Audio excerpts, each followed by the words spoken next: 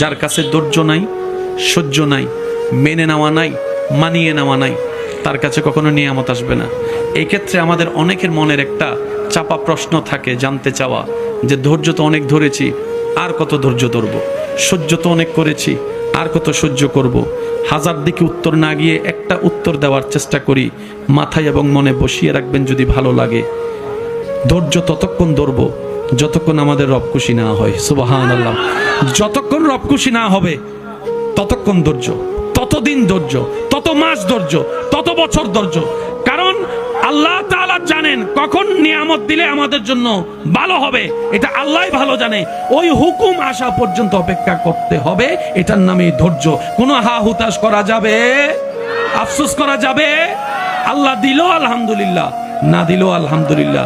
সুখ আপনাকে খুঁজতে হবে না, দেখবেন সুখ আপনার ঘরে নিজে থেকে চলে আসবে। বলেন সুবহান।